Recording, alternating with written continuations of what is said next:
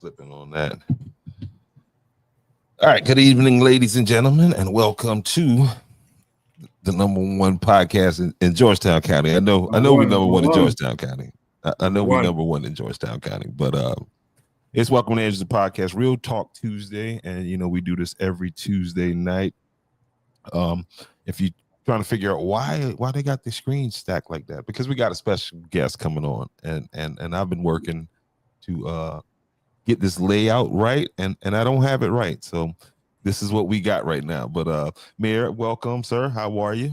Hey, sure. Another busy day, but thank God we're here, live and well, and have the energy to keep moving forward. That's definitely that's it's the crazy main world idea out here right now. It's a lot to talk about tonight. Again, we have a special guest, as you said, and then of course, the thing that's burning up the internet is this tragic situation that took place here a few days ago, and can't come on this show without talking football. We got our Yellow Jackets. Yeah, rough night down there in AJ. Oh man! But you were telling me about an interesting conversation that you had with a gentleman who he's just a football guy. He had no affiliation with either of the programs, but the team that he watched wasn't playing, so he popped in. We sat right beside him. Mark and I were sitting there, and I was trying to wonder. I said, "Well, this guy's a scout. What's going on? Who's this kid?" And then he started to engage with us, and to find out, man, this man is smart about high school football across the state.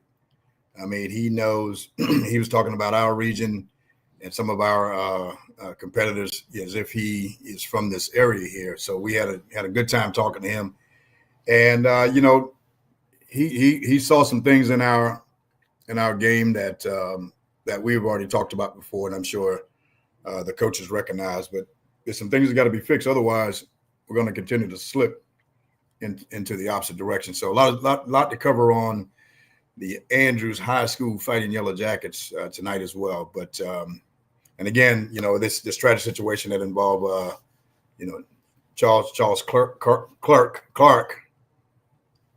Kirk. I get all that stuff, so of course a lot going on there, a lot of chat over Facebook. We'll talk a little bit about that tonight as well. And so I'm looking forward to it, man, especially our guests. And I spent some time with them today. And I think it's important that when you have a family business, mother, daughter, father, son, whatever the case may be, that's working and has so much potential, I think it's important that we talk about it and then help them to get their business out there. So that's what we're going to be doing tonight. Absolutely, yeah. I was able to talk with them over the phone briefly. That Colts Cup.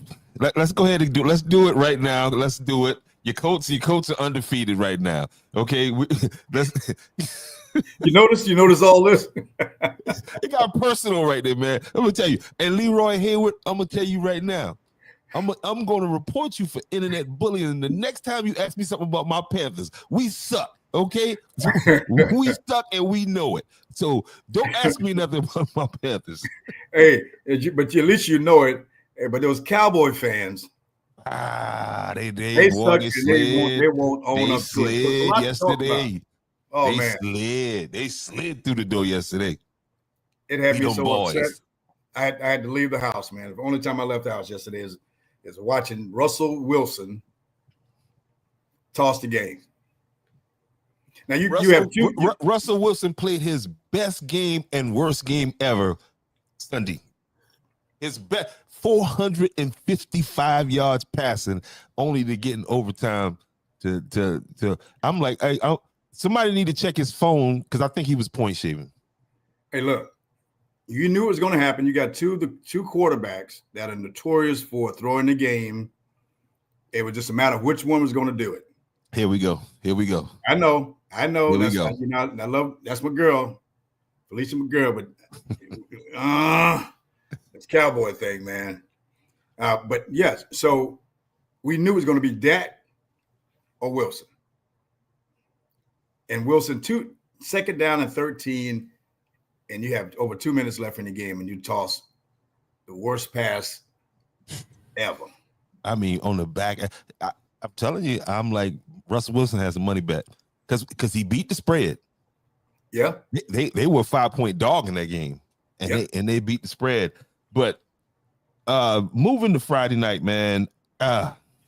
First of all, yes, it bothers me when Andrew's Yellow Jackets lose. Period. I think we should win every game. Yeah, I my know blood that pressure goes up. that sounds irrational, but that's just how I feel. I go in every game, we gonna win it. Absolutely. What I saw the other night, we could not create space for AJ. We could not. We didn't win the battle at the line enough times. You know what I mean? It was a lot of stalemating, and to where guys weren't, driving guys back and then moving over to the second level because the linebackers from AJ was from Andrew Jackson was taking some clean shots. Yeah, clean shots at our boys, and our AJ Lee took a beating Friday night. Oh, he did. He took a beating Friday night. Yeah, it was unfair to him, but they scouted us, and so they knew that he's our bread and butter.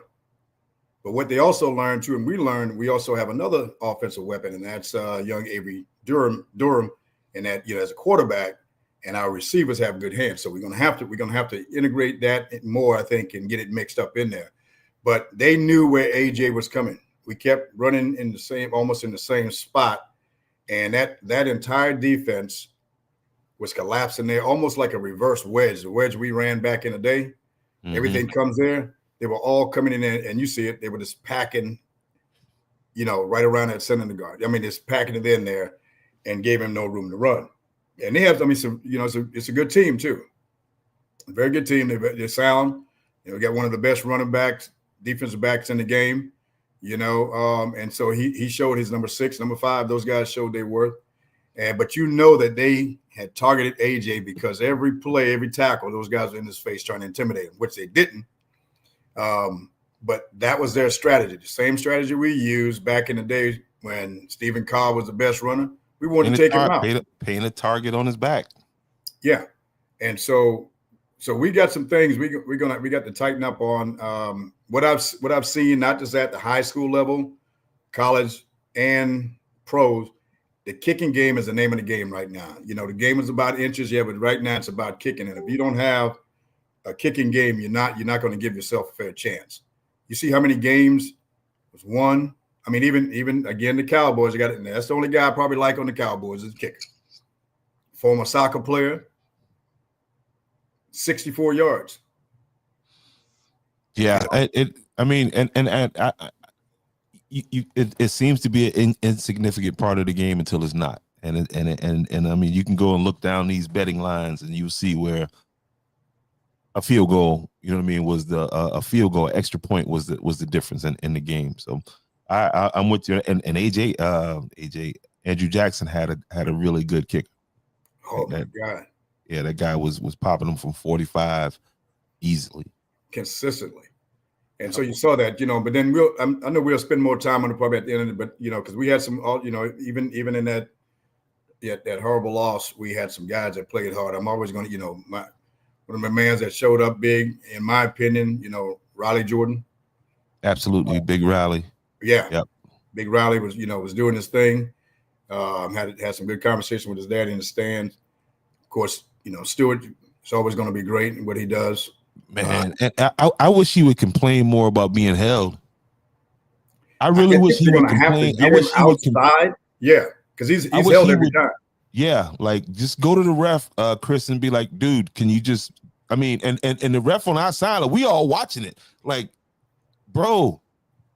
I think with his speed, and again, this is outside looking at with his speed and power, you can push him out a little further because right now when you got him up on the line and in there close, it gives him, and then they're going to run away from him because he can catch probably most players out there. So we got to give him, we got to create. With that being said, if I were calling, I line Chris Stewart across the middle, and I'd have my defensive ends. Don't you let nothing get outside. Drive everything back inside. Ooh, can you imagine? That's you got to put your power players where they're going to have the greatest effect. And again, that's us. We're outside. We're not trying to second guess the coach, but again, just as a conversation piece. I mean, we even talked about, we had a little sidebar with, with the Greek, the guy that was sitting there. We still don't know his name. I mean, even giving AJ some protection in that back, Riley would be an excellent blocking back. Mm-hmm. He's tough, he's fast, and he's, he can hit on some guys and create some more, because if the teams continue to do what they did to AJ the other night, or to our line, not necessarily to AJ, it's going to make it tougher for him. Yeah, but those guys had to respect us when Avery started passing. He's very, very accurate. I think, we're going to have to, and then we're going to have to utilize that entire field. And so we had some good players, and they had to start respecting his pass, his ability to get, to get that pass off and get it to these. So Caden, Kobe, number one, all those guys had some, some good moments during the game catching the ball.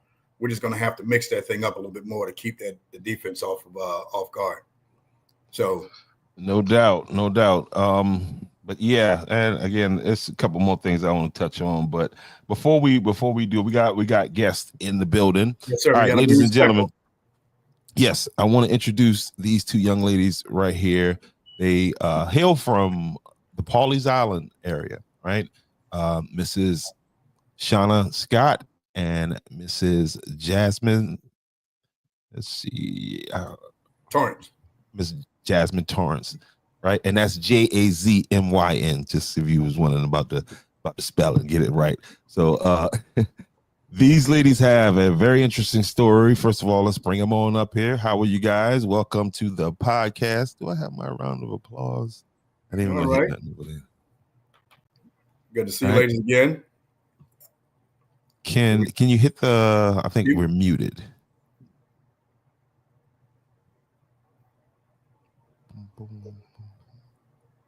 Oh, might be on your end, Jamal. Might be on my end. Let's see what we got. All right, unmute moment. All right. What about now? Yes. Can you hear us? Yes. Welcome. Okay. Welcome, ladies. We can hear you loud and clear. All right, so Gary McCleary, Jamal, hello. Yep, we got an echo though. We got an echo. Why are we getting this echo? All right, guys, I'm gonna reset this. So just stay where you are. Everybody, stay where you are. I'm gonna reset this. Reload this.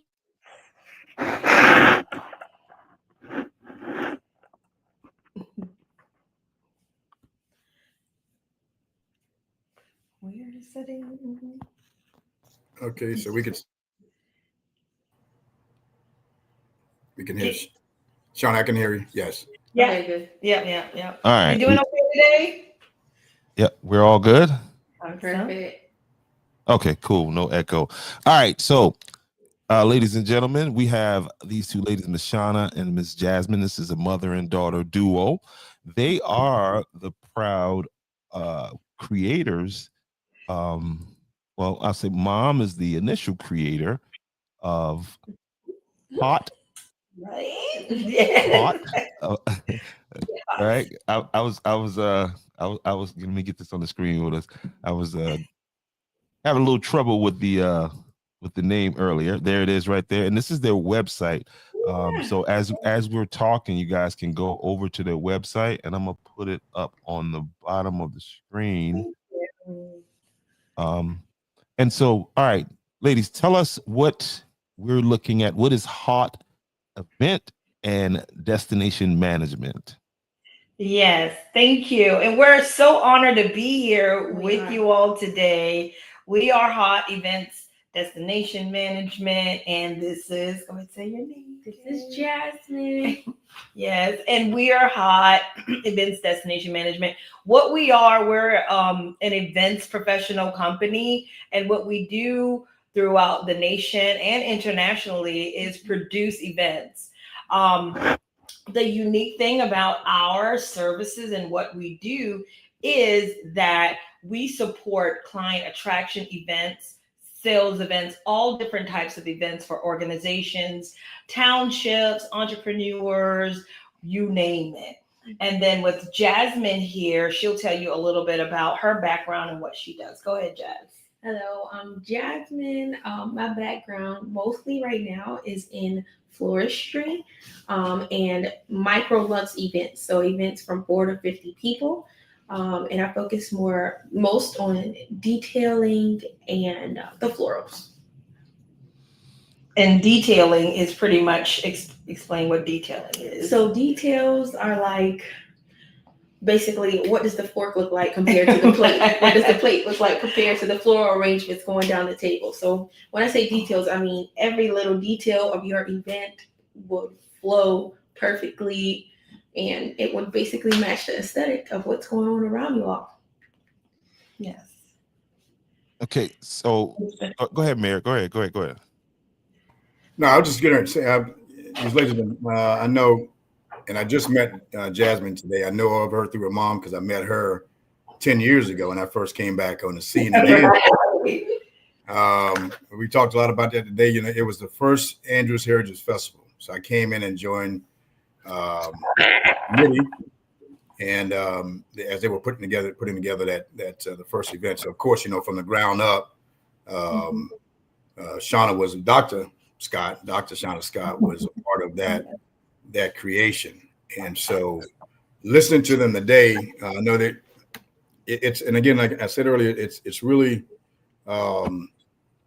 it makes my heart happy to see when you got family can come together into a business. Cause a lot of time family members don't make good business partners.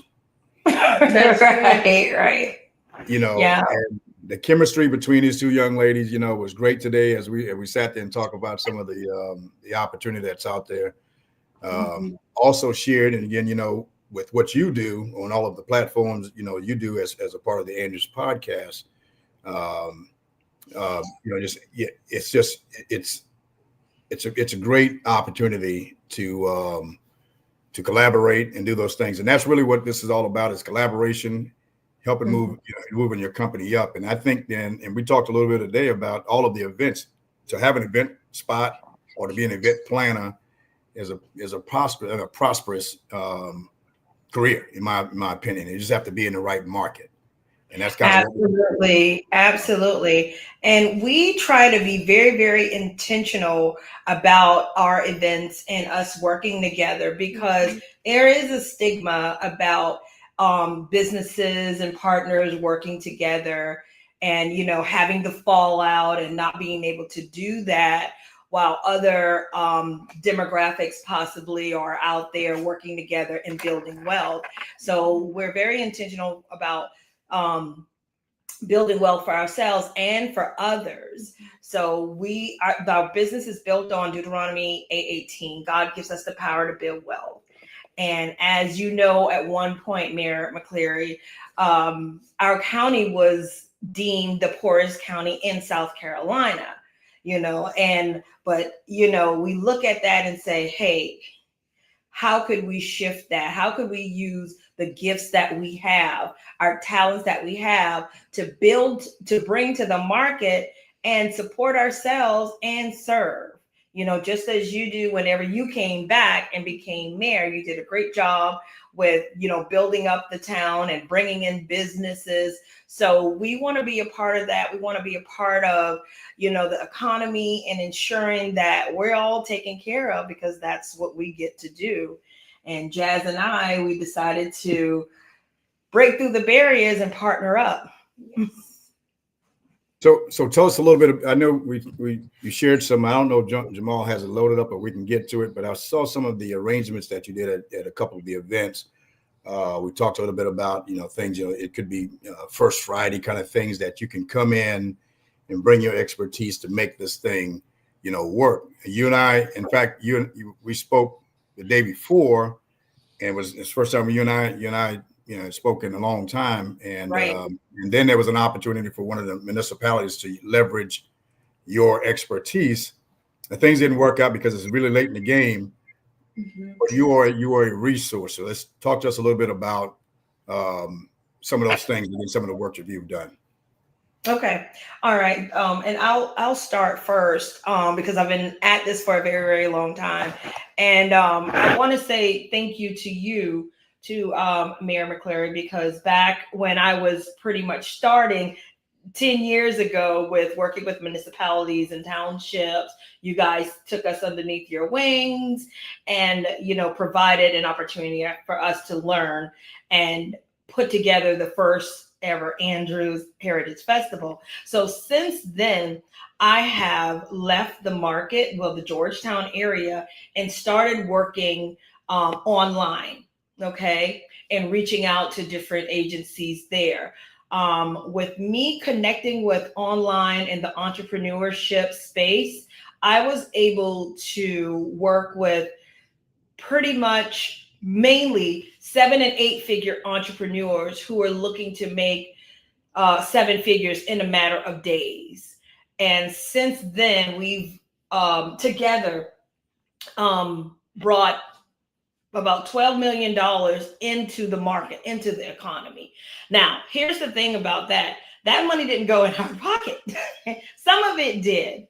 Definitely not the majority. So we sat back and said, okay, how can we build an economy or support the economy to where we can start generating the money? Because here's the thing, because I don't want people to start saying she's saying money, money, money, money, money. But we do know that whenever we have that valuable resource called money, we're able to fund different philanthropic efforts. We're able to hire, we're able to build, and we're able to take care of other people. And then that is our full intention. So with that, so you have a school as well, right? I mean, yes, we've also, because I have been working throughout the market for the past 30 years. Yeah. Yes, 30 years. We've acquired a lot of intellectual property and a wealth of knowledge on how to build a 6-figure business. So with that being said, we put all of that inside of our event professional school. With the school, we actually train event professionals on how to grow their businesses. And then on the other side of it, we train other entrepreneurs on how to grow their business utilizing the power of events, because events can be very, very lucrative. And at this juncture, with Jasmine, and Jasmine throughout the years has helped me at several different events. So I do have another daughter. She's in Florida. She's a psychotherapist, and she doesn't want to have anything to do with it. So, but Jazz and I, we got together, and I'm kind of showing her the ropes on how to take this to the next level and be able to create jobs. We want people to, stay here and be able to work and take care of their families. Because once I, graduated college, I came back here with the 2 little babies. And, what was being told to me is that in order for you to get a really great paying job, you had to move away. And I didn't want to move away. I didn't want to move away from my family. I didn't want to move away from my mom.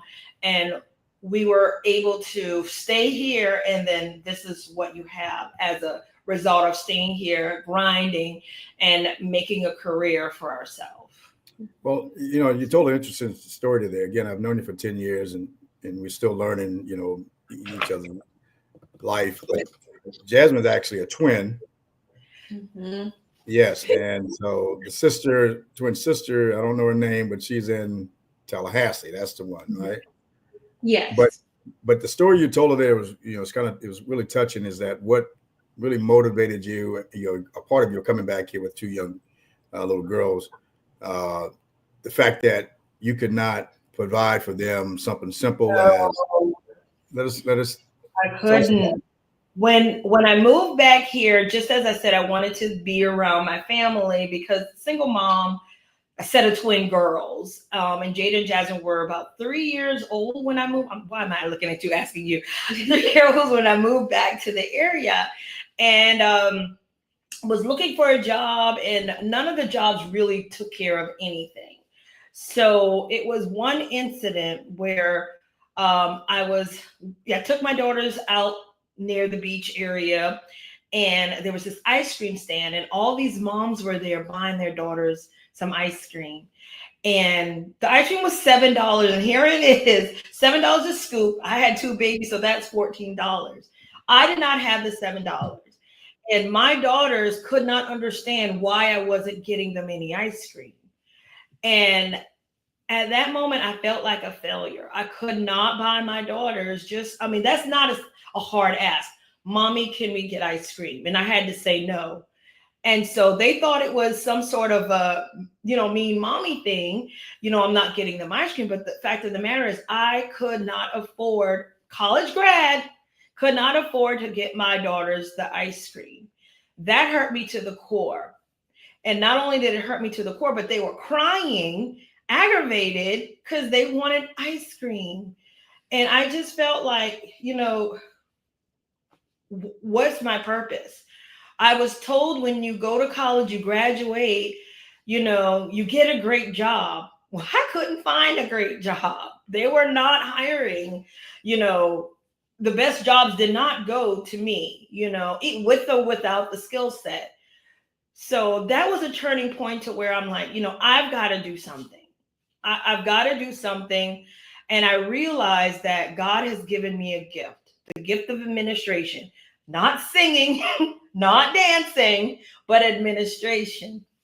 And with that being said, I could put things together. I could see the entire picture and put it together. And that's when I went to work knocking on doors, because that's how I got the Andrews Heritage Festival. I just went around the county, probably about $5 worth of gas, because you remember back then, $5 went a long way, and just asking people, hey, can I do this for you? And some people did take me up on it, and some people like, girl, no, bye.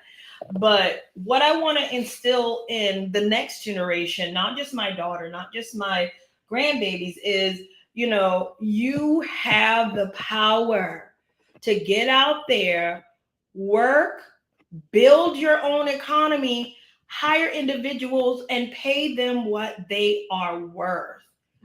There's so many stories out there about poverty and related to crime and all of this. And my solution is give people really good jobs, pay them a fair wage so they can take care of their family, and that will get rid of a huge problem. But that's another story for another day.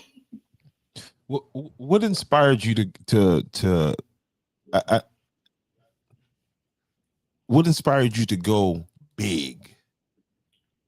And what I mean by that is I've been looking at your website, and you guys do really nice events, because there are a lot of event planners, and then I see where you are a certified event planner, and I want you to unpack that a little bit. But what made you decide to go, well, you know what, I want to do really nice events. I don't want to just do, an event. Right. And yes, we are certified, and we certify event professionals. And why big is that whenever God, we believe in the Bible, and the Bible says that we are heirs of his kingdom. So with that being said, God wants us to do things in decency and excellence and in order. And when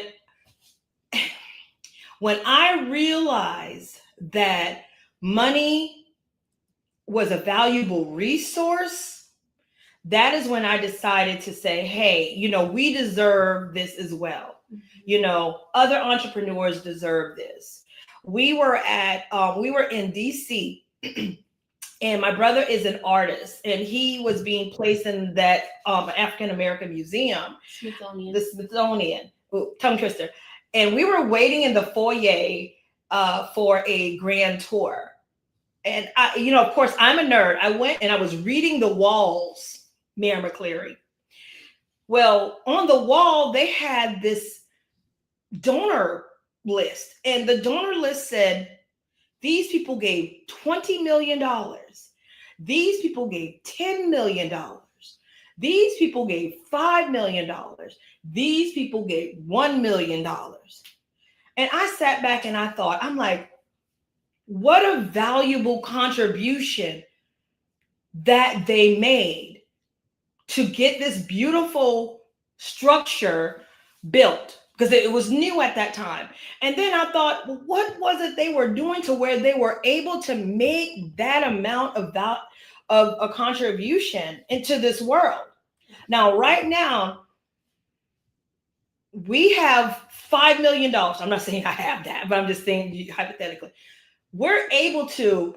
Mayor McCleary is having an event here. We'd like to sponsor. Let me write a 10, 25,000. I could do that. But if you're in a position to where, hypothetically, It sounds like that was hypothetical. It sounds like a donation. Listen, when I get there, you got my word, and you know. I'm with you. When you say on the internet, it is bond. Yeah. Excuse me. But when we have it, we can give it. If we're in a position to where we don't have, I can't give you anything. You look at me and I'm like, I can't do anything. So that's what makes me want to go out there and say, hey, let's think bigger, because it is available to us as well. And when I went out there and I was looking for certifications, I got some certifications, and then I thought, well, why don't I build my own certification? What's the difference between that certifying body and me? Nothing. Not one thing, because I know the same thing. So, all right, I'm talking much. Yeah, so I was about to ask Ms. Jasmine there, because I know you started out with sales online. We talked about those kind of things. Just to kind of give us some background on you. How do you get here to convince your mom that you're going to be the right partner? Right. I want to hear this one. Okay. How did I start? Okay. Well, basically, I was matriculating through college, and then the pandemic happened in 2020, and it was like spring break, and they basically was like, when you guys go home, you guys need to head back to school, pack your stuff, and go home. And I'm like, it's my senior year. Like, I'm about to walk in a few months. What's going on? So we ended up having to leave. The world shut down, and I didn't have any source of income. I was doing an internship at the Orangeburg County Sheriff's Office as an intern, unpaid internship. So when I tried to get unemployment, they were like, no, you weren't already getting money, so you're just going to have to do what you can do. But I did get a stimulus check. So I took my stimulus check and I bought an embroidery machine and ended up doing embroidery. It was a lot of work for a little bit of money at the time. So I found out what people liked, and it was like accessories, necklaces, crop charms, phone cases. So I started selling those, as well as getting a job in North Myrtle Beach at the Tory Burch. So I was working there, and I made them $1.3 million. And this was clienteling. So basically clienteling is me texting people who shopped at the store before the pandemic happened, just texting them off a phone and an iPad and reaching out like, hey, we have these bags in, here are pictures, here are videos, you want to do a FaceTime call, I can match some stuff up for you. So made them that one year, made it again, I made it over 1.3 the next year. And I was like, you know what? If I can make Tory Burch over $1 million, then I can do that for myself. Like, I'm a seller, I'm a closer. That's what I can do. I love the customer service. I love to learn what people like, and I like to bring it to fruition. So that's how I ended up here in customer servicing again, but on a higher scale, like events. Somebody's always throwing an event, anniversary, party, dance, just any and everything. Oh, I'm also a florist. And I decided to be a florist, especially as a Black woman, because I don't see us getting our flowers as often as I would like. So I started promoting that, as well as I have a flower deal for women who just had a baby. And I basically figure out where they are, and I drop off a bouquet of flowers to them, to their door, because I don't go in. To their door, knock on the door, make sure they get it, and they know that they are appreciated by Hot Petals. Oh, wow, that's awesome. That's great. And so then now, and I was, Jamal, you had a question, right, sir? Yeah. All right. So let's break down Hot. Okay. Jasmine, tell us about what does that mean, and where does that name come from? Bencher's on mute. Yep, on mute.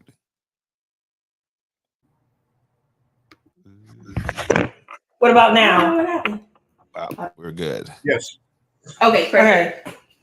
Hot came from my mom, actually. I stole that from her because I was originally Hot Petals and she was Shauna Scott PR at events.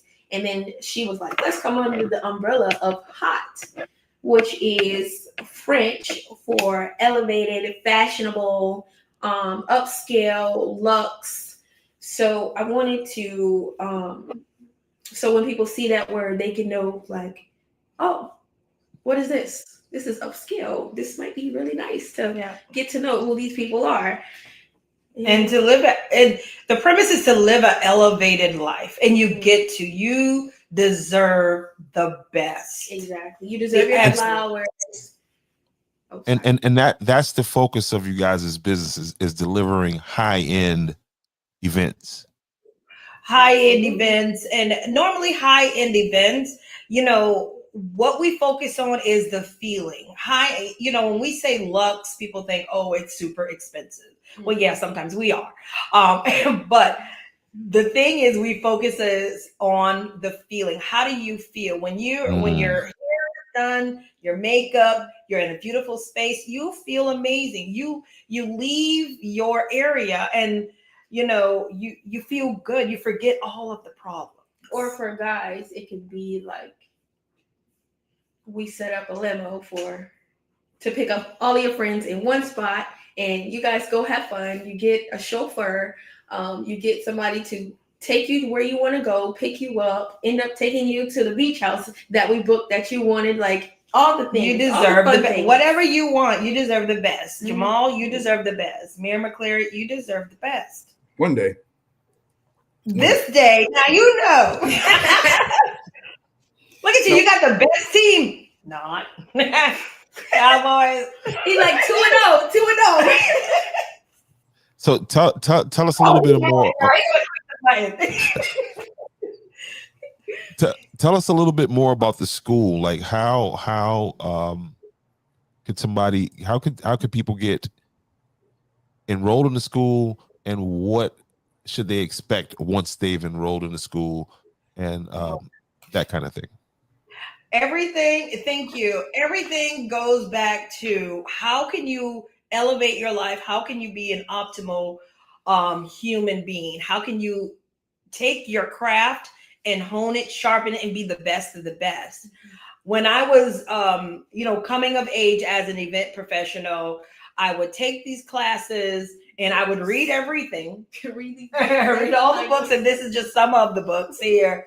And I didn't learn anything until I was on the job. Exactly. And I was there. So whenever I put the school together, I'm like, okay, how can we give people the proper education, elite education, and give them the opportunity to learn in a safe environment, and they learn behind us. So at our, we call it EPS, at Event Professional School, they actually get to have, 12 weeks of training and then a year of practicum. That's working with us, and we fly everyone out. We put them in the hotel. We're gonna we do all the things so they can learn while they are on the job, and we pay them. Yep. So they get, and that's the certification. So when you are out and you're working with your clients, you will know exactly how to have those sales conversations, how to handle a client if they're looking at you saying, we don't got no money. Yeah, what are the plans A, B, and C? Exactly. And they also come to the events with us and join us. And so it is very fun. It is fun. It is fun. And it is fun. And hands-on, absolutely.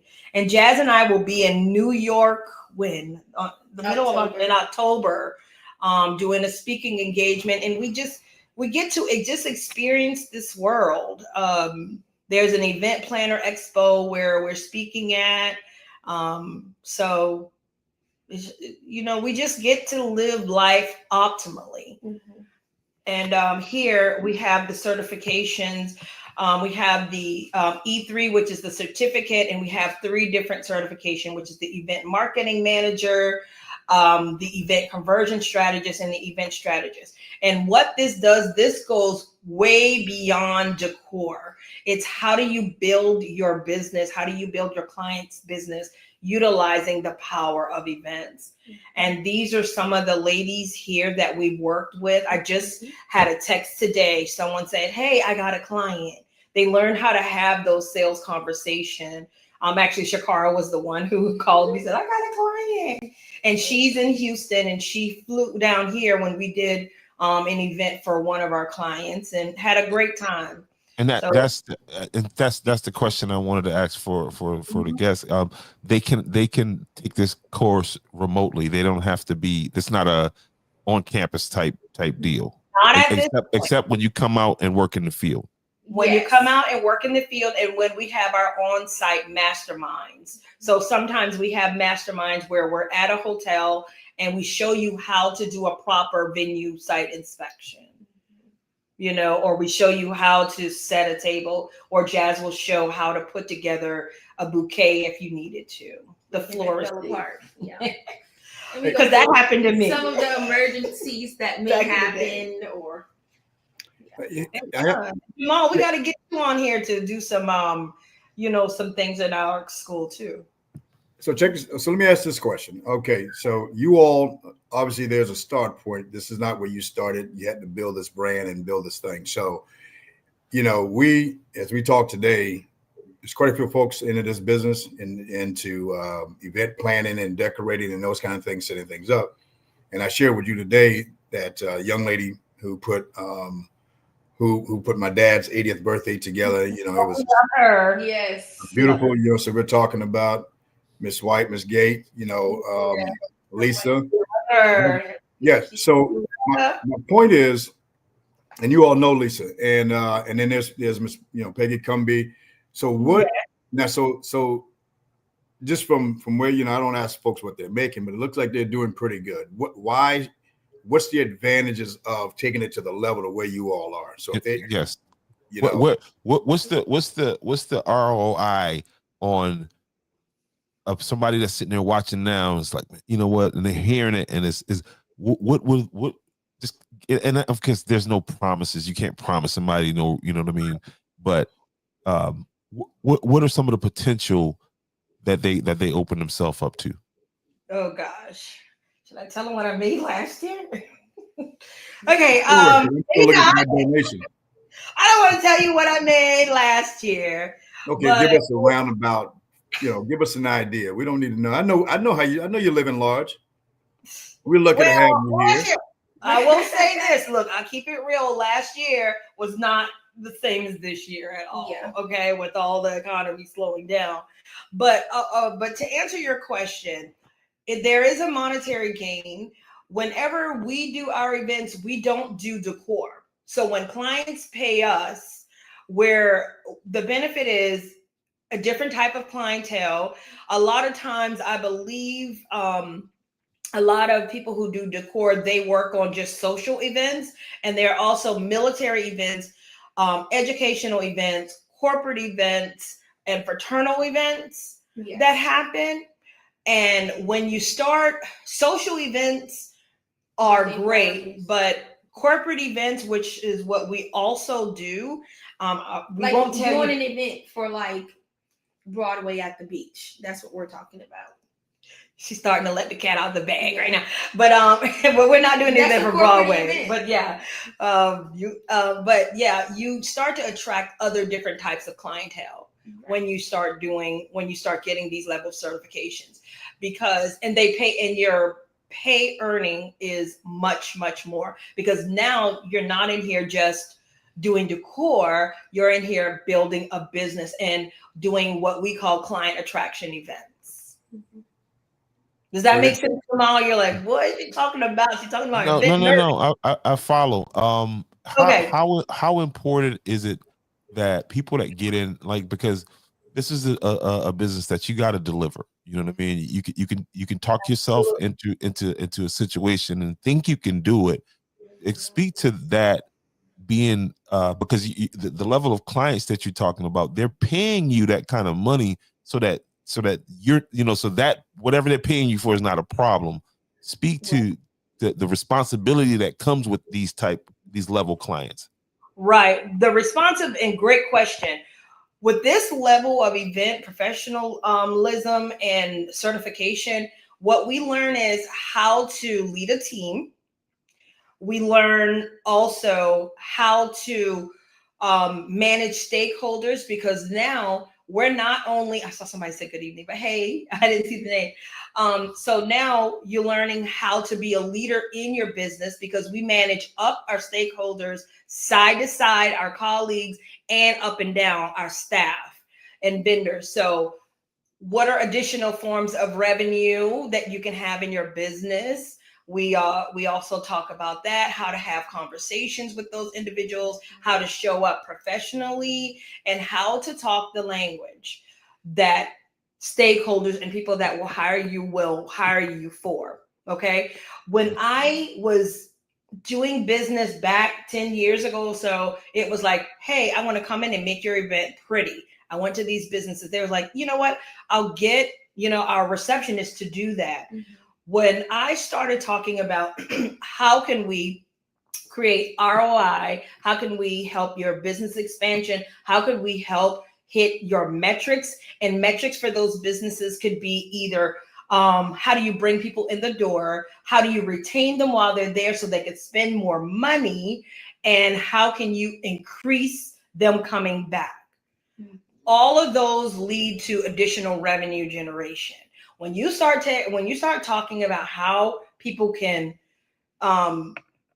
grow their businesses or get additional revenue, you're speaking a language. You're not saying, hey, give me this. What you're saying is, hey, watch me add to this by doing this. Absolutely. So yeah. And I had this conversation. It's the conversation I had with a Southern soul artist today who's on the rise. And the big thing was that a lot of people get into the game and do not want to read the rule book, and don't want to, because they want to. You can't separate show business, because it's show and then it's business. And so that's the part where I think folks get in. You may have a talent, but can you speak the language? Can you know what I mean? Can you move in these rooms to where you can? But oh yeah, that's awesome. And here's the thing, Jamal, I've made the mistakes. I've made all the mistakes. And that's why Jasmine and I sat down, like, Jazz, I see that you are doing this. Come aboard, because you have massive talent. Let me show you this. And then you take it and go. Because there is a cheat code anywhere you go. And we've managed to crack the code. The last job I had, Jamal, as a college grad, paid me $20 an hour. But my last check, because I left the job, they dropped it, because he was mad. He dropped it down to $15 an hour. And when I got on that job, I asked him, he said, he started me off at 10, because he said, well, the job is 20. I'm going to start you off at 10 because I'm not going to train you, and then, at that amount, he said, you stay with me for 2 weeks. We'll pay you the $20 per hour. Well, then he ended up cheating me anyway, because that's what they do. Because when I got my check, excuse me, honestly, I cashed it. And because I had to get Jade and Jasmine, they needed some shoes for something. We needed food. I needed to pay a bill, gas, all the things. And I needed to pay a speeding ticket. So I didn't look at the check. So with that, when I asked him how much, when he asked me how much money I wanted to make, I said I wanted to make $70,000 per year. And he looked at me, he said, if you stay with me 3 years, you'll be making $70,000. Keep in mind, this guy's starting me off at $10, and I promise you, y'all probably choked me. I was in that interview crying, because I'm like, my daughters are in school. They make that on their summer job. And here I am. I really needed this job. But when I walked off that job, I never forget. It was right before their birthday, right before Christmas. Everything was due. That next, that next quarter, I made $70,000 in my business. 3 months. And that is the power of knowing your worth, knowing your gift. Because guess what? You're doing it for your boss. I've been selling for those people for a very long time, making them a lot of money.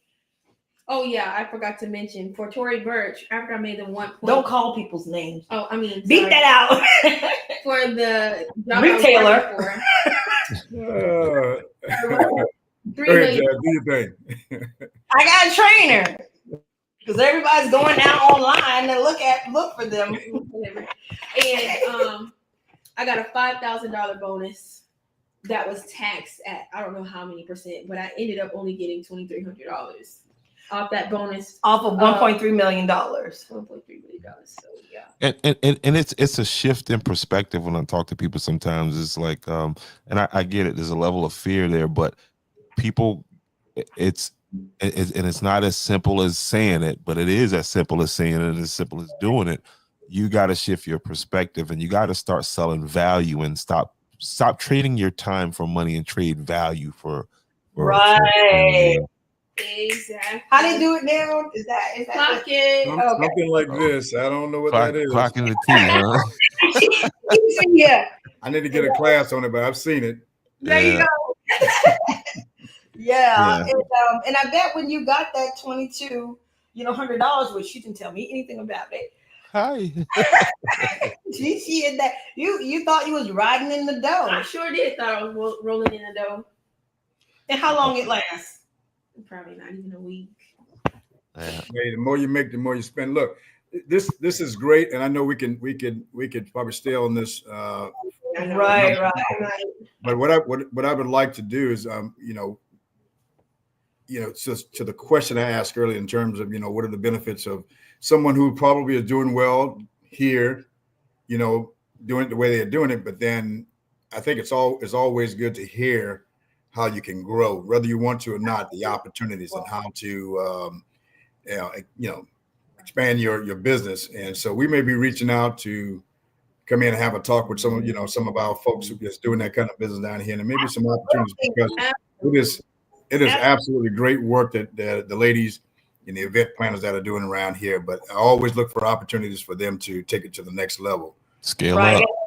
Right. And I'll share with you what the year to date was for last year. Come on with it. Yeah, but not publicly. Not publicly. But I will in that session. I will share. And we did, and at that time, Jasmine wasn't with me. I did not one decor. If I would have done decor, that would have been an added revenue. All right, so unpack that for and I'm the uninitiated here. When you say decor, what does that mean when you say you don't do decor or you do decor? What does that mean?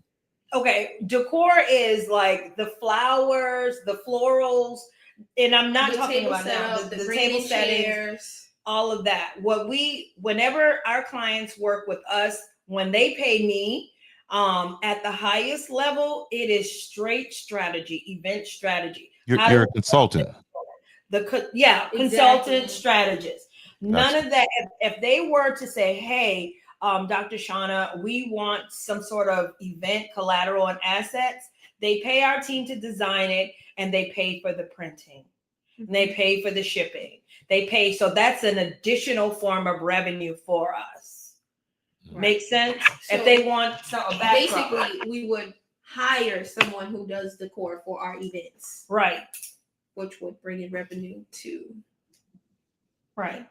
local businesses. And what she means, if we bring in a vendor to actually do it, we style it, and then they'll make the vision come true. They make our vision come true, but our client is still paying us, and we pay that vendor. Exactly. Does that make sense? And there's usually like a 20% charge that we get for the styling. Well, and all of this is covered in the course, right? All of it's covered in the course. And more. All of Yeah. it's covered in the course. It's how do you take your business, how do you take your life to the next level? Because we know when we are at that level to where we're comfortable. And it is customizable based on what you're doing. Right. When we know that when people are at that level and they have they're comfortable financially, they give back. They will pay you real, you're what you're worth. Sponsor your events.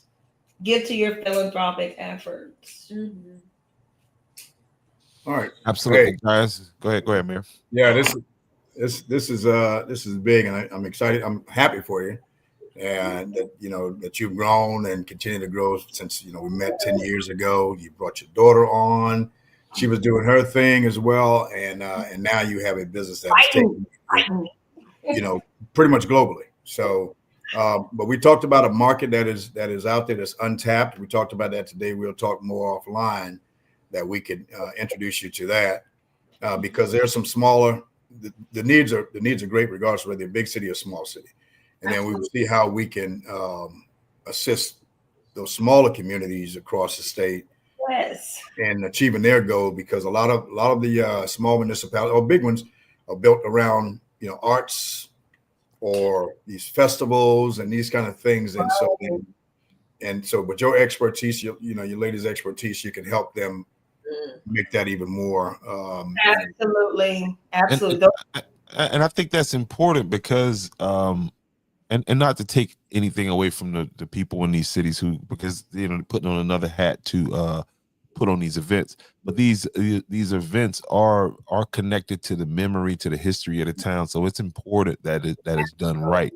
And so, absolutely. And it brings in additional visitors that come in and spend money. Yep.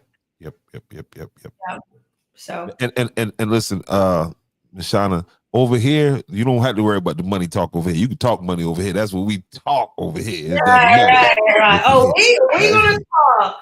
I'm gonna write that number in the back channel so we can connect, because we'd love to, work with you with with the content, because that's another stream of revenue, but we won't go there right now.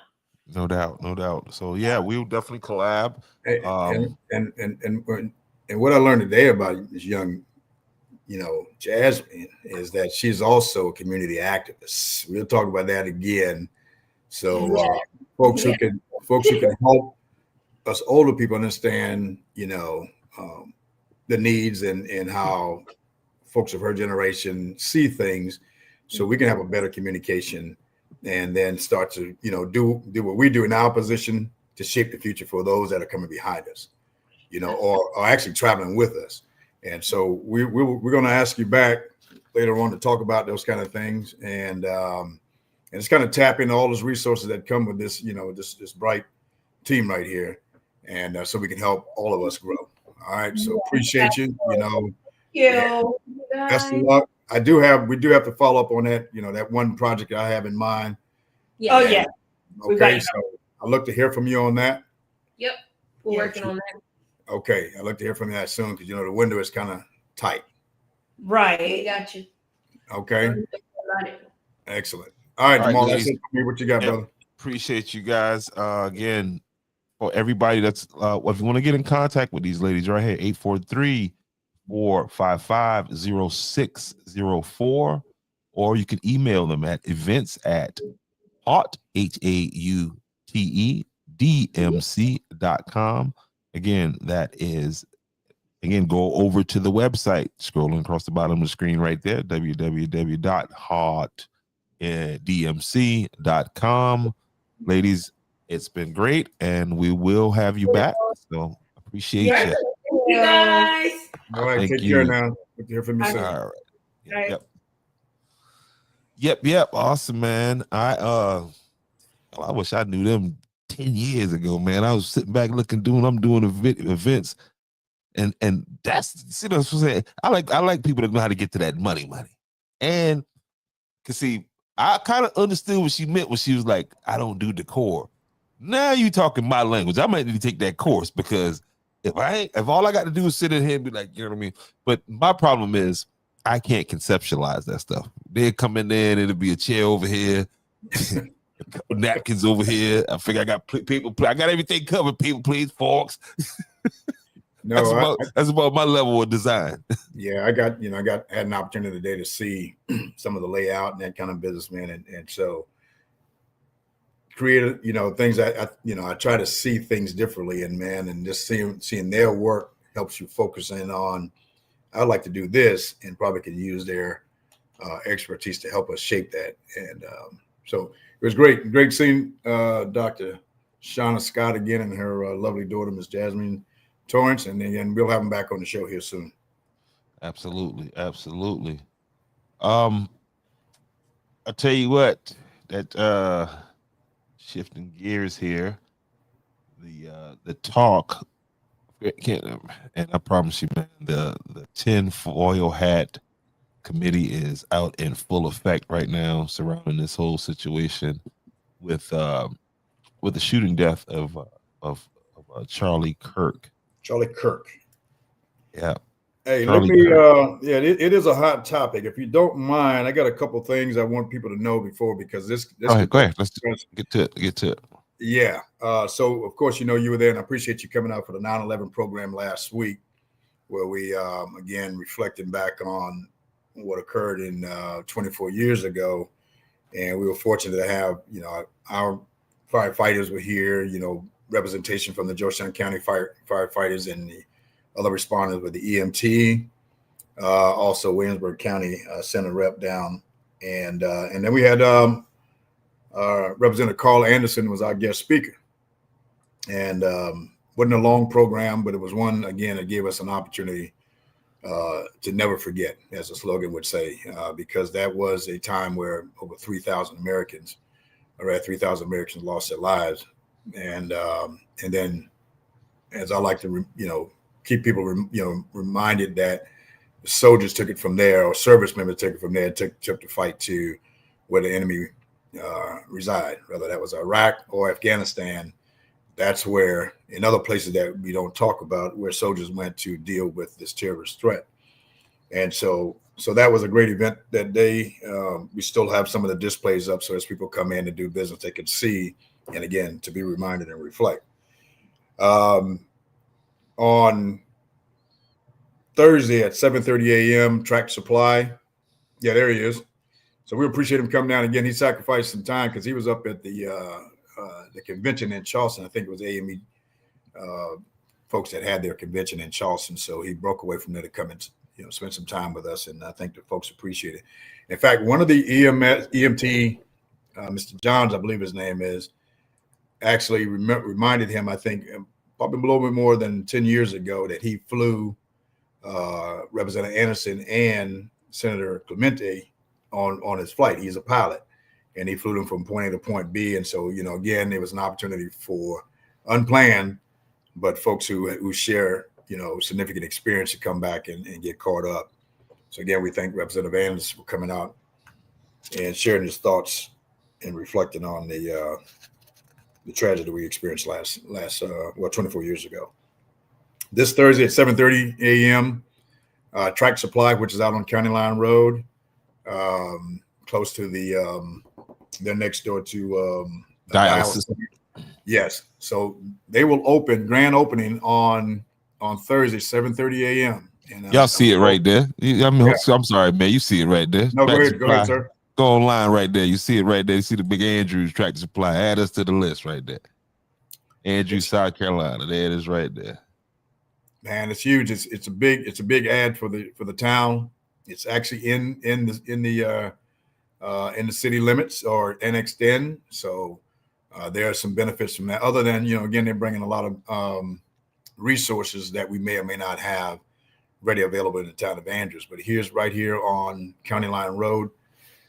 We will also they will have, I think, they'll be running things, opportunity to get in there and get these bonus things. I don't know all the details of it, but this is the day to come out, and that'll be going on. Listen, they got a good program. You put your phone number in there, and they veteran friendly. They put your phone number in, over time you get discounts. Man, I love Tractor Supply. Matter of fact, I went and bought some chicken wire. Let me move this out of the way. Yeah, I went and bought some chicken wire the other day. Yeah, man, I got my little hedge trimmer. That was been threatening myself to buy it online, but I said no, I'm gonna wait. So we can go out and support the local businesses, and a lot of great things. Hey, they even got these little scooters, man. These little go-karts and all kind of stuff, man. I'm like, oh this yeah, is good. I can go fishing in this thing, so I'll be on it. And yeah, so, man. That's where I got my I started my chicken empire at right there. And, so you got about 4 chicks. hey, and man, they have literally doubled in size. Like They grow fast now. Yeah, they grow fast. So I got my chicken wire, and then I kind of did a makeshift because the little contraption that I got them in, that's not gonna hold. They ready to fly out of that now. So yeah, I did a little makeshift thing. I called my son today and told him I think he's off this weekend. Mhm. And I think we're gonna go in there. But yeah, happening this weekend down in So St. Mark. Go ahead. Caesar's Kitchen. Well, they've invited food trucks out, so Caesar's Kitchen will be there. That's my classmate, Mr. Wendell McGee. He will be on scene, and he will be serving breakfast in the morning. He does it all, man. So you got breakfast, lunch, dinner. At the grand opening of Track Supply. Yes, sir. Okay. They've invited them out, and I think we may have one more food truck. But if we can't get them in, Caesar's Kitchen will certainly cover all of your needs. I'm telling you. I just got to point this out. I'm sorry. I'm the type. Yeah, if I get in the end zone, I'm gonna spike the ball. I'm just gonna say that to you right now. Because I remember doing the election, they called me. It was like, he lying, ain't no Track Supply. I remember I already had the logo up. I was claiming it. I was claiming it in the name of Jesus. Okay, preach. and people was like, boy, there ain't no Track Supply. They were saying, Little Caesars wasn't coming. I got to dig them videos up. Listen to me now. Believe me later on. But anyway, go ahead, sir. I'm sorry. Well, you're absolutely right. And you will always have some naysayers, but I'm not going to lie to you. But we're happy to have them here. Those guys actually built this place, from a heavily wooded area to where it is right now in less than 6 months. And here doors opened a few weeks earlier than what I thought they were going to open. And they're now, they're doing business. Had a soft opening on Saturday, and great turnout. So we encourage you all to come on out and check out. Have they said anything to you about job opportunities? Listen, well, they have their full staff at this point, and I saw so many faces from Andrews that they have hired, and that's a huge plus. Typically, these folks will come in and new business and bring their own in, but just almost, I think everyone except for the manager, the senior manager, and his assistant, they're from Andrews that I saw on Saturday, and that's a huge plus. And that was about 5 or 6 people I saw just at that moment. So I don't know what kind of shift they're running in that business, but that's what this is all about. You're talking about economic growth and job opportunities. So the workforce have to be prepared, to take these jobs when they come in, because that's otherwise they will be bringing people in from the outside. So happy to have them, Mr. Billy, the manager, great guy. Spoke with him on a couple of occasions, and I think we have a great team here. And the owner, Mr. Don, will be here on Thursday. Met him as well. So great partners. And again, shout out to Little Caesars Pizza, our to Pueblo Chico. Everybody is here that said they were coming in town. They're here. Anytime Fitness, they're all stood up to it, and I think we're doing well in terms of supporting. Yeah, I forgot about Anytime too. They said I was lying about that too. It's all good. The membership is doing well, so we encourage people to go out there and eat as much, bill, and then go work out and make sure you take care of your physical health as well. So happy about that. So those two, and I think one more thing, and Andrews Heritage Festival, the homecoming weekend in a few weeks. That's October 3rd for the homecoming, which will have the parade as usual, and then followed by the tailgate. Yes, the tailgate will happen, and we are encouraging all of our alumni to go out and support the school, and then the football game, homecoming football game, and next day Andrews Heritage Festival, which on the main card we will have Frank Johnson, gentleman who wrote "You Can Hate on Me," that one well, and True Souls will be here.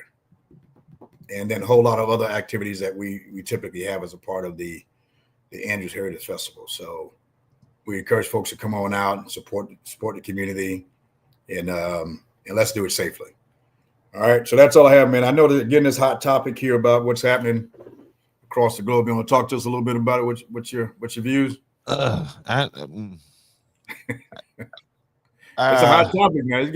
Yeah, and I'm confused by some some of the folks who like, and I mean, I dabble in right leaning circles and with that crowd, and I can't sit there and say, oh, I was the biggest Charlie Kirk. You know what I mean? I knew what he did. I knew he was associated because I listened to Candace Owens a lot, and I know that they all kind of, and I knew he became I know more about his rise through that organization called Turning Point, right? But I feel sorry for a lot of people who genuinely just riding along on hate, you know what I mean? Because despite whatever his views was, the question's got to be asked: how many people was hurt by what he actually said? Like, how many people can you point to that was hurt? And I'm a person that will have views that may not go along with the norm, or sometimes, and just to think that somebody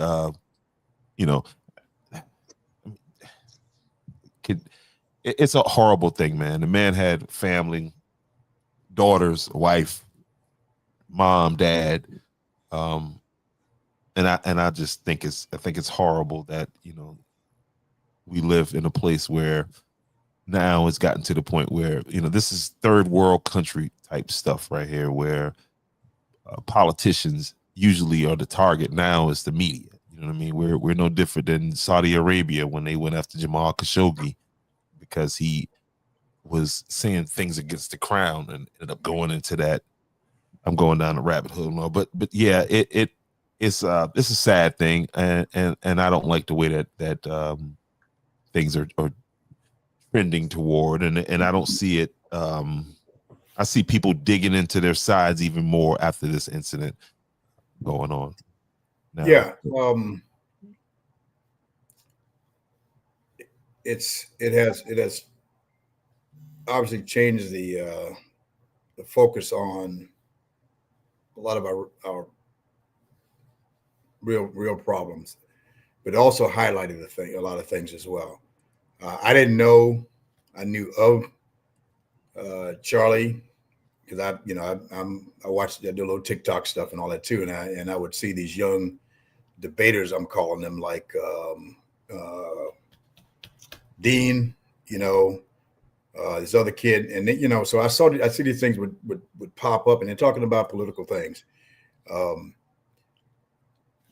let me first say that no one should lose their life because of your views. Okay, because there's this thing that's it's called freedom of speech. I got that. I would say to the point you made about kind of a question whether anyone got hurt by what the things that he said or he believed in. I think the hurt came in when the things he said that reflect what came from the current administration, and these things become policy. So then if this message that you're carrying from wherever that now is changing policy that affects people's lives, it causes a different reaction. Nothing again should get to this level of ending someone's life. But we're living in a world, as you said, now where you just don't know where people's triggers are. Where we sit, the things we talk about, it doesn't resonate or set well with some listeners. Now, we don't attack anyone unless and you don't, I do. And so, but we try to get folks to understand, what's really going on. That's where this show came from, Real Talk Tuesday. So we try to give them, but some folks don't want the facts. No, truth is the Right. the new hate speech. Right. But again, when and I've listened now since this incident, I'm listening very closely. I'm watching a lot of stuff. I'm trying to understand what everyone is feeling right now. Those who have been watching, Charlie's movement, and so a lot of things that I've been picking up on are hurtful.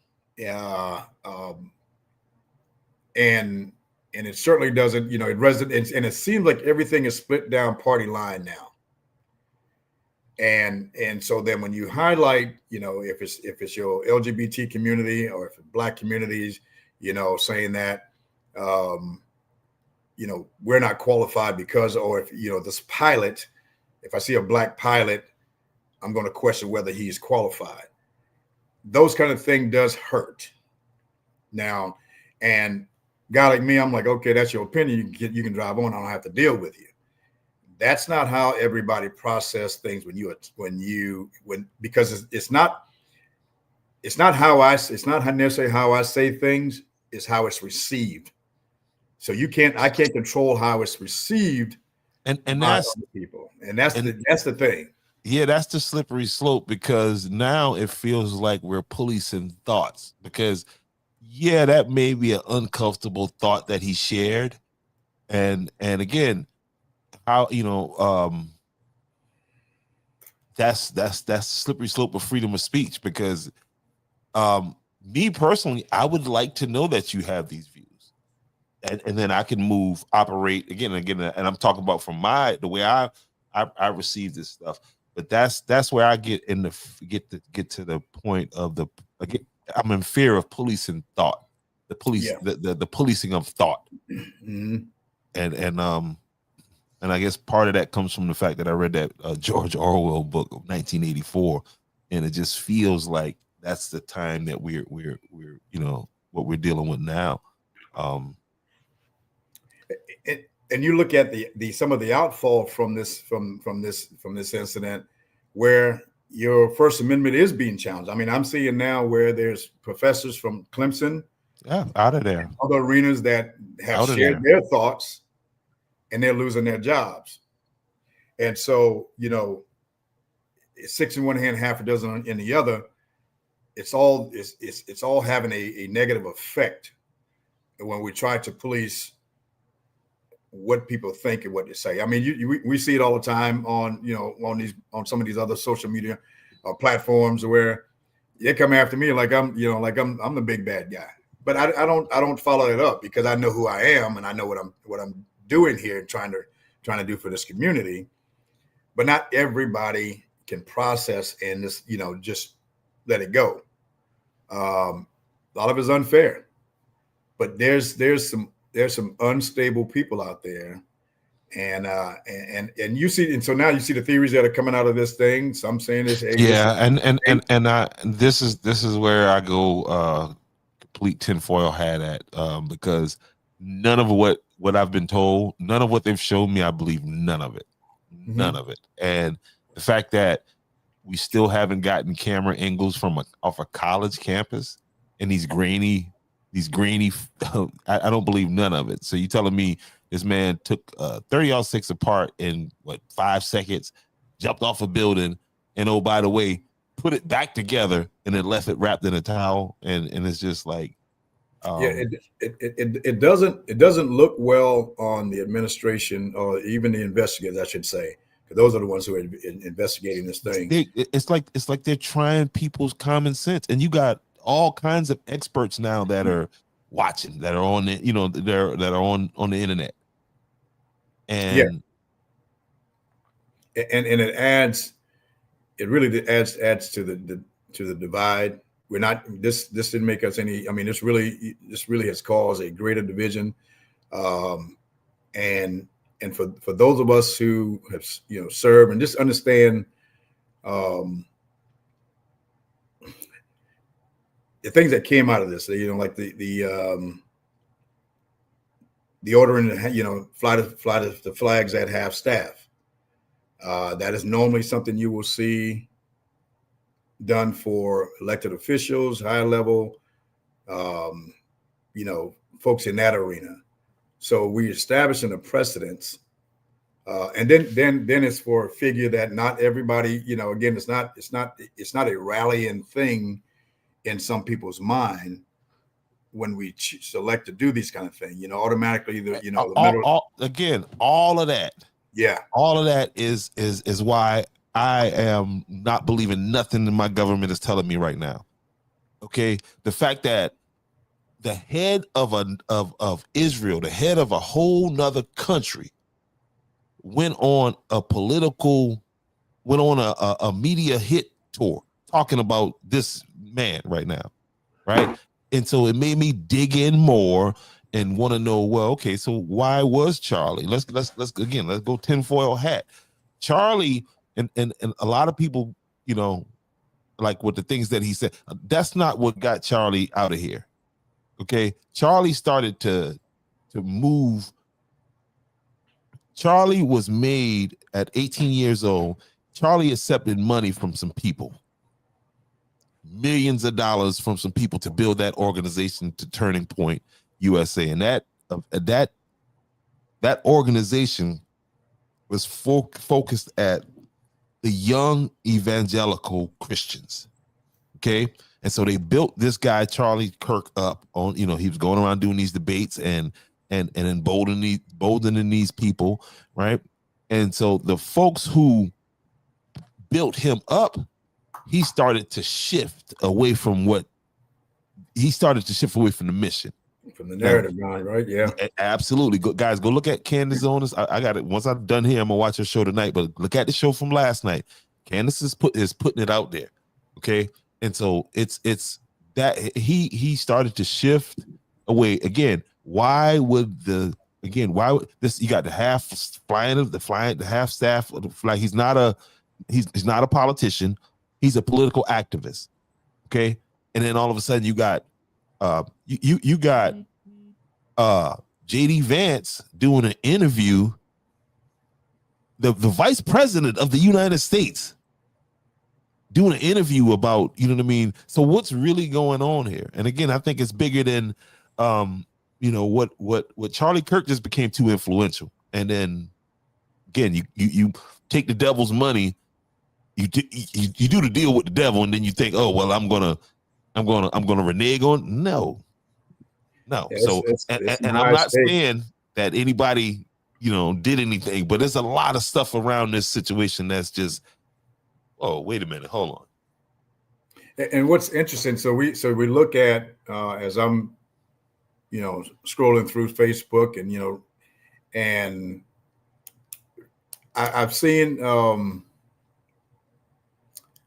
comments on from various folks, and a lot of them in the religious community. I think you can't get through this situation here with blinders on. You can't look at just one aspect of what the platform was. You're going to have to look out and then understand, because when you look at when you broaden this aperture and see all of the things that was a part of his platform, you got to understand why folks, here feel a certain way, and over here, you can't just say, hey, this man was just, he was a man. He was a man of God. No, this was about politics. Oh, absolutely. At the highest level, preaching. At the highest level. And when you refuse $80 million from them people that I'm telling you about, and then you will refuse that trip to go kiss that wall. it gets, yeah. And you can go look at his last interview with Megyn Kelly and listen to the man was living in paranoia for his last couple days, last couple years. We dealing with people that's spying on us in the US. So all that stuff he was in there telling his wife in bed and all that, they I promise you they heard all of that.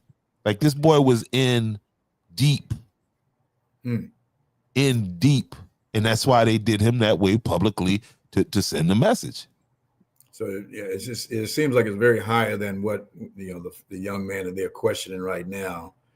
This is probably, again, when you look broad, wide, deep, and all the things leading up to this tragic incident, there's a lot of hands, I believe, that plays into this thing, and that's unfortunate because, again, there's a man with a wife and children, young man, what, 31 years old. 31 years old or young, and deserves to be here with his family just like the rest of us.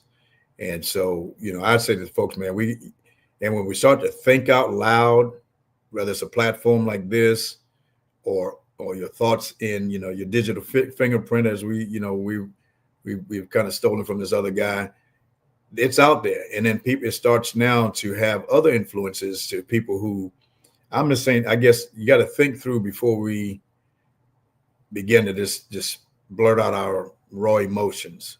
Hey, especially at that level. You start asking about Epstein and these people trying to get the Epstein thing to go along, and they made you. That's how I feel about when I hear toward the end for Michael Jackson, he was talking about Sony, and you can't take from the devil. Enjoy what you took from him, and then grow. Okay, I don't want to do that no more. There's a bill that's going to come due, and there are so many historical precedents for things like this, and even those, again, great, people who stood on it, spoke what they believe in. Hey man, you better be prepared. If I become too powerful on this platform and I become that's when I become dangerous. When I start influencing these young people, and that's when, yeah, you better start doing speeches like the Pope behind that glass. Yeah, it's and so now everybody's on edge. Nobody can't trust your neighbor, your folks, just everybody's on edge. I mean, yeah. I mean, you really down to the other day when we was at the 9/11, I'm watching buildings. I'm looking at, you know what I mean, sniper points, because again, people can radicalize themselves online. Just, get in that silo or whatever it is they're consuming, and there's some crazy stuff out there, man. And without proper grounding, people are just way out there, and you're like, what are you talking about? But no, it's pure reality to them.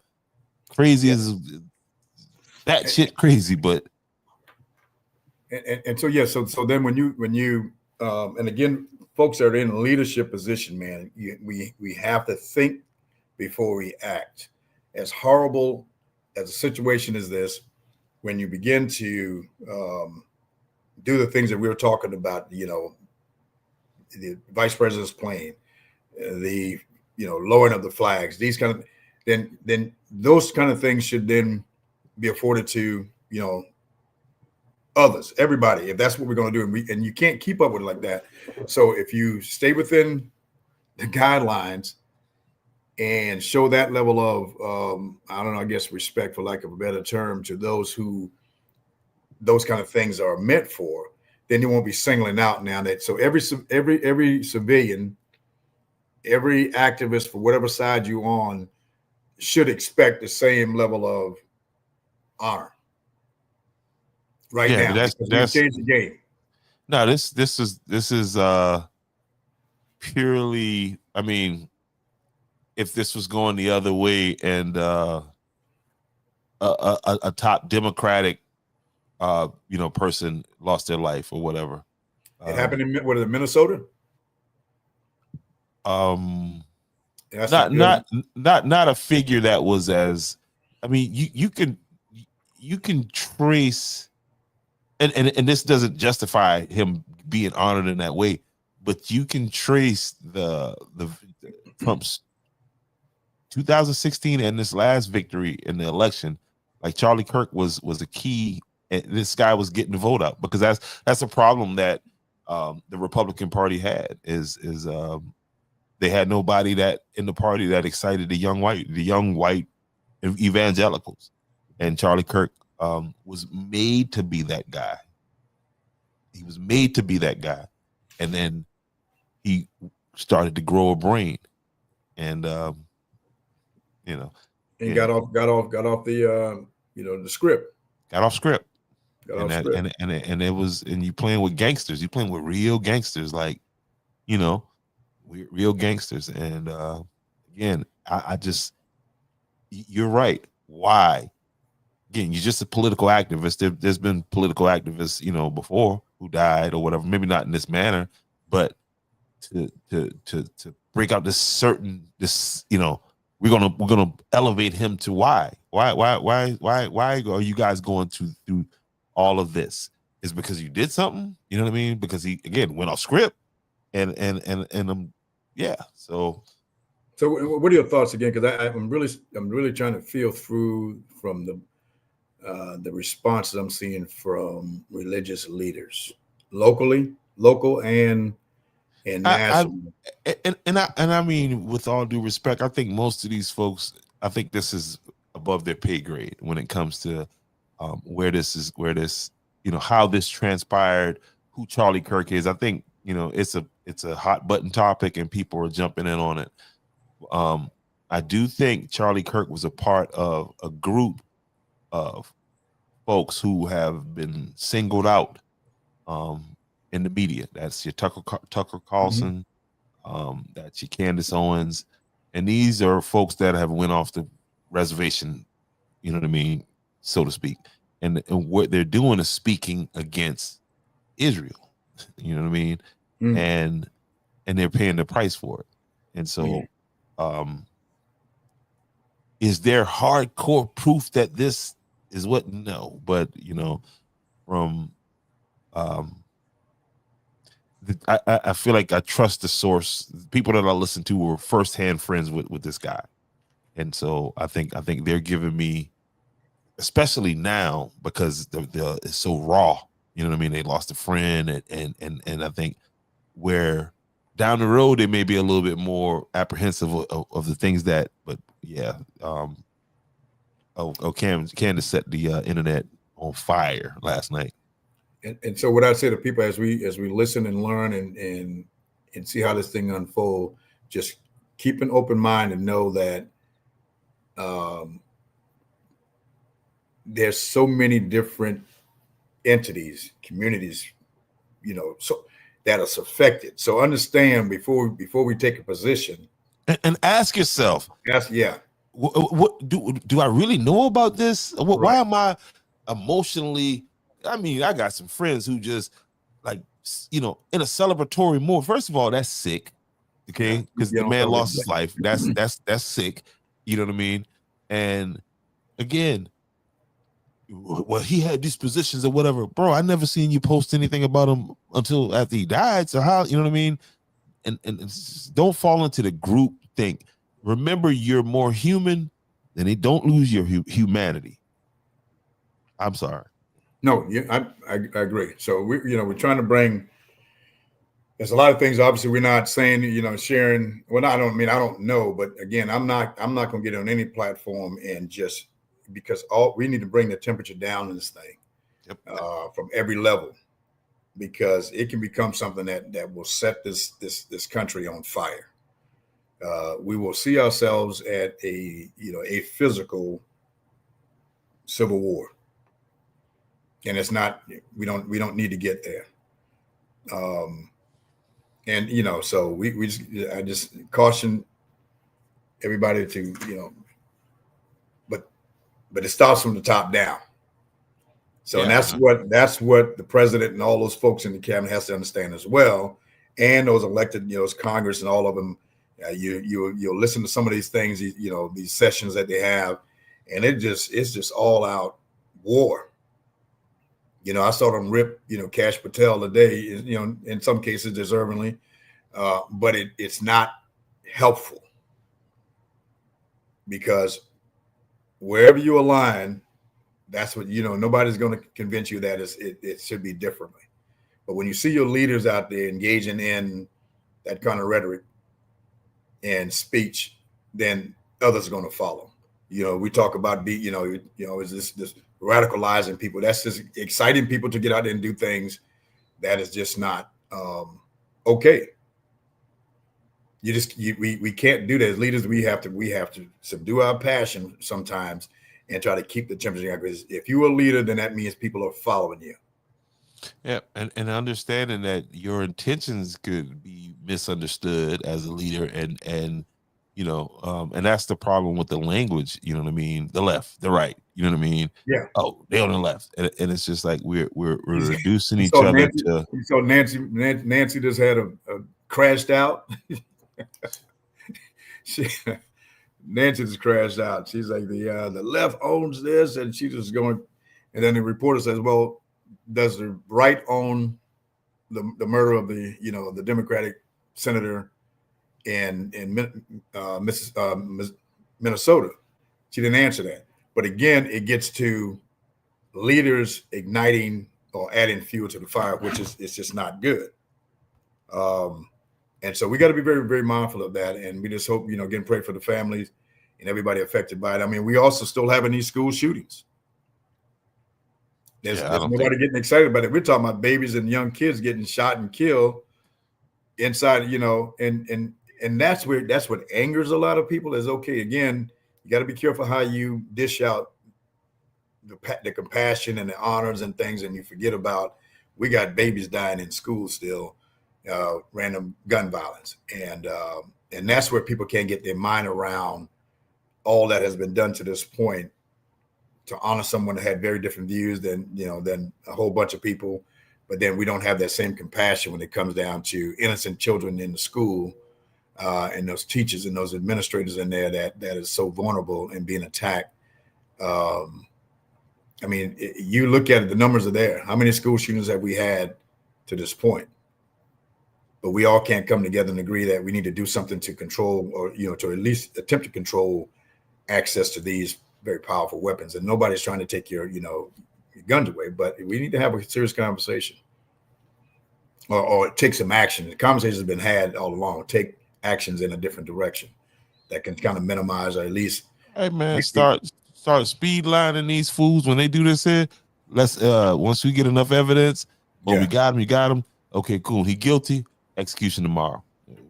I mean, and I know that's again, they got a due process and all that stuff like that, but yeah, something's got to be done. I definitely agree with that. Quick question. I don't know if you know or not, but team meals, are there still any spots available? So now that takes us down to September 19th at Waccamaw. Okay, that's a home game. And I was talking to somebody today, and for some reason, now you get the voice of Andrews, thought the game was going to be played in Waccamaw. Yeah, I thought so too. This is we are home. Yes, we are home. And to your point, I don't know, because last I spoke with Coach, are we home for the next 3 weeks? Yeah. Yep. All the way through, I guess, what's that? Waccamaw, Hanahan. Yeah, we got 3 homes, and then we got one more home game until we got secure us a home. All right, boys, we got to secure an extra home game for the playoffs now. Yeah, we do. So I don't know. I don't. So I didn't. Last update he had someone up through last week.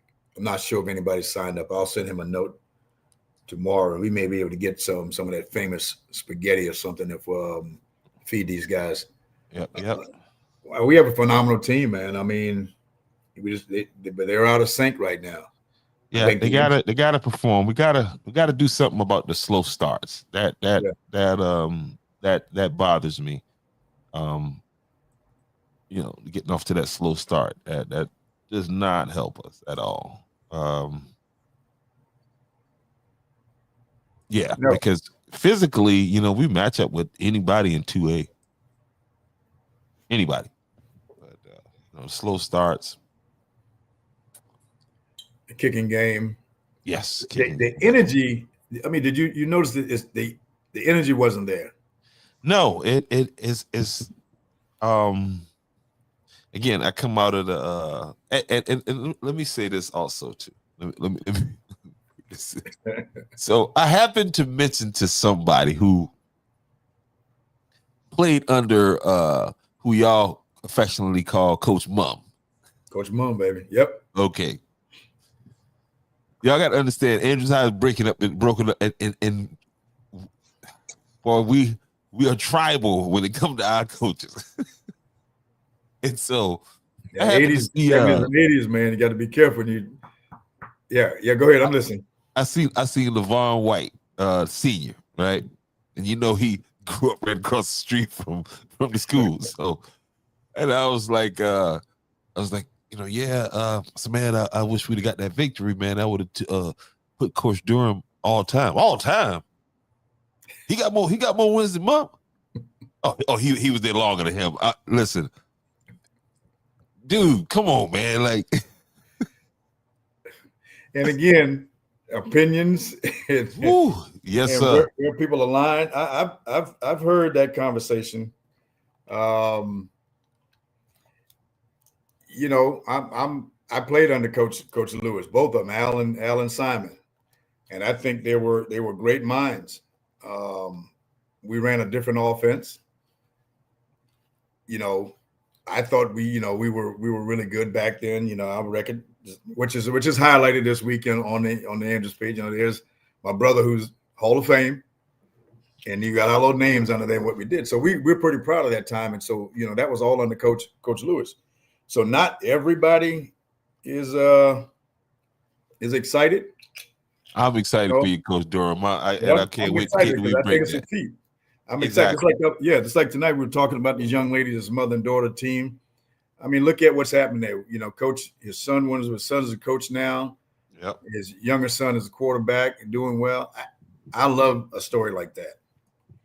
And you know, you live long enough, these records are gonna be broken. And so I think we celebrate and show you know, honor those who, you know, have achieved those feats and move on. And shouldn't take it too personal. Again, I'm a Coach Lewis fan, both Al and Simon. You know, we had Coach Moore back then. Nobody, you know, big 6 foot, big Mo. You know, we had you know, Ken Hazelden, who was one of the Hall of Famers. So it was that was the era. We're in a different era now. I mean, I'm just learning how, you know, you were a standout. You don't talk about that. You know, you don't talk about your days out there, but the record speaks for itself. You guys were what, 9-3 or something like that? Yeah, that was my senior year. Yeah. Yeah.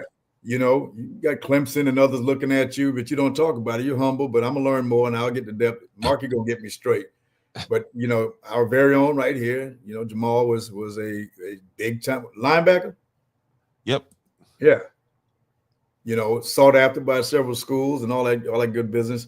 So we understand the game, and again, you can talk about things that happened during your era that is unmatched by anybody else's story.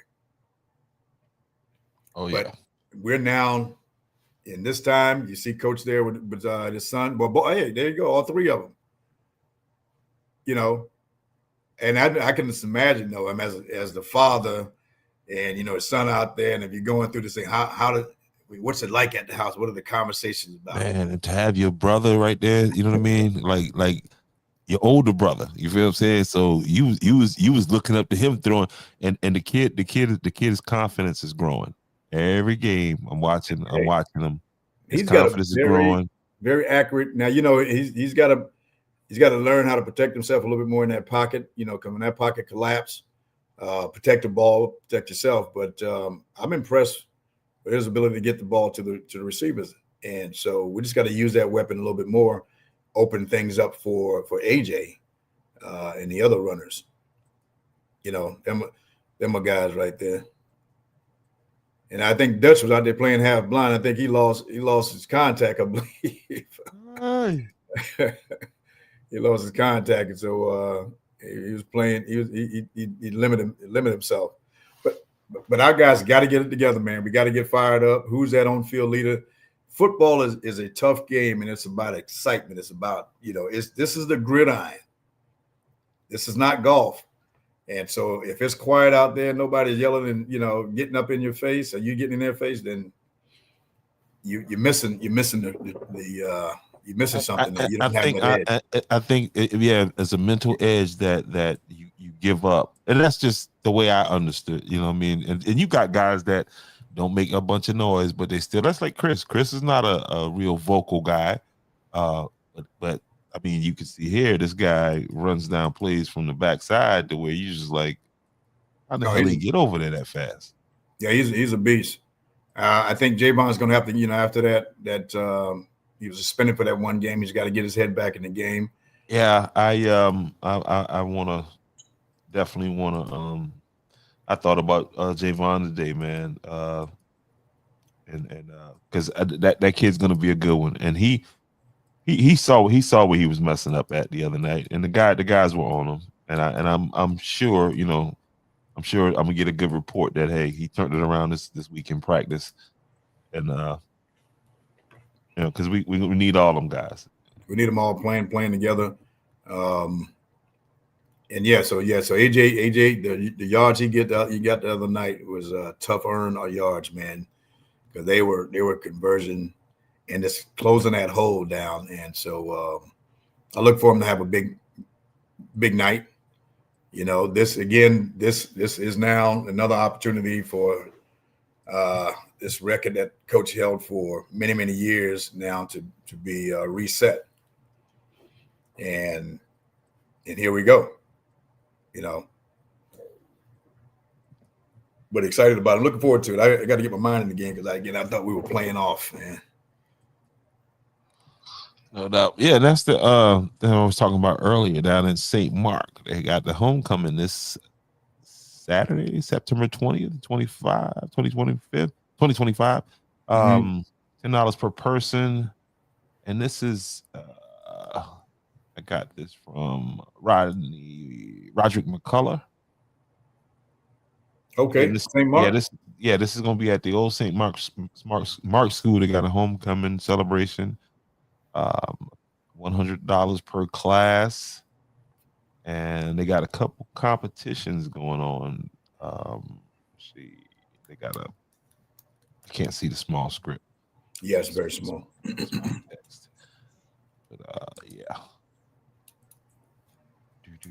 yeah, and that kid that's tackling him right now. Oh, he tried to convince me at the end of the game, I'm better than number 5. I'm like, bro, you had a good game. Relax. You're not better than number 5. Okay, yeah. He had a good game, and the kid is good. I give it. He's good now. And old Bag, I call him Bag Advance, the guy who was sitting beside us that just know everything about high school football. He was telling us about number 6 there, and he's like, yeah, he is the guy. But again, these guys scouted, and they saw that AJ was named the offensive player for AA for the state. So they were trying to get in there and say, nah, he's not going to be the best man at night. And they were a little upset. They had a little chip on the shoulder, but AJ's still the best guy, hands down. He'll bounce back this week against the old Waccamaw, Wackamacka. Yeah, we got to get him. I see you. Carver's Bay still rolling. Headed out Georgetown. Yeah, waking up 4-0. Whoa, okay. Welcome to the club. We did that last year. Oh man, it's great. It's great. What y'all need to do over there, Waccamaw, is figure out how we can rerun this game, run it back. Like we can do it off the record. I know my boys will be down with it. Sunday we can meet at the old high school. We need a rematch. I'm still not sleeping well because we lost that game. So give us a rematch. It's all good, man. Hey, good show tonight. Absolutely. Shout out to Dr. Shauna Scott and Miss Jasmine Torrance, and again, we look forward to talking to them again here in the near future about a lot of the great things they have going on. And so, because bro, that's big what she's doing now, because especially in our area, man, our area is about, again, you got that beach. So you're talking about event planning, And it's a place for take for example my homie Chef Wilson. You know, to get those and the certification. I'd never heard of a certified event planner. No. Never. And so yeah, that makes a difference. Because again, the level she was talking about, I'm not even thinking on that level of the event. I'm still at the decor part. I didn't know that you can go in and consult and say nah, blah, blah, blah, and they give you a check for it. So but I didn't mention she worked here at it's now been renamed to Six Sigma, the right at the overpass. Mm-hmm. What was the old name? She was their event planner for some time. Safe Rack. Safe Rack. There you go. Safe Rack. She worked there for a while. Again, was doing that work, and before she took it to another level here. So I'm gonna have to follow them closely, man, and see, just watch how they grow and so it's a big deal. And if we can offer that, then come back and share some of that corporate level experience, and perhaps even bring some of our event planners into the fold. I think there's another opportunity now to partner and collaborate. Absolutely. And do those things. Because if you can make more, kick your income, your earnings to another level, why not? Why not get those certifications? And so. Yeah, and I mean, full disclosure, I thought it was some Gullah Geechee when it hot. Hot. I didn't know. Oh man. But anyway, hey, I appreciate you guys for hanging in there with us. And also, if you want to support the podcast, I now have subscriptions. You can for those of you who like to donate stars, for 99 cents a month, you can become a subscriber. You can opt out anytime you want, but for 99 cents a month, you can support a starving child. No, you can definitely help me out. Anything helps. But yeah, I do have subscriptions now. Now, with that subscription, I'm going to have exclusive content for subscribers only. You know what I mean? There'll be certain things events that I'll get in, and if you're not a subscriber, you won't be able to see it. And then other different perks along with that. But we'll talk about that later. So, but other than that, sir, that's all I have. Yes, sir. Go Colts. Man, 2-0. And y'all look good. I ain't even gonna front. Y'all look good. But it's this is week 2.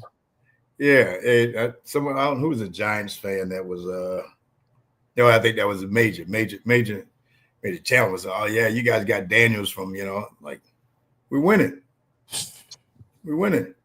Baker Mayfield was in Carolina. Yeah. And now you wait to Parsons when they meet up with Dallas. Parsons, that Green Bay defense is like crazy. They swarm like, man, and so yeah, we'll see when it gets cold. That's what I want. You know what I mean? That's a whole different in the frozen tundra. It's a different ball game, but it's an exciting year. But I see right now, just early on in the season, regardless whether it's high school or up, your kicking game is winning games. You plan to win a championship, you better have a kicking game. Your kicking game is winning and having a balance in mixed direction, throwing that defense off. All that stuff has to happen for you to be successful. Because if you become a one-trick pony, man, these guys are going to be on you and you're going to cut your lifeline, and that's it.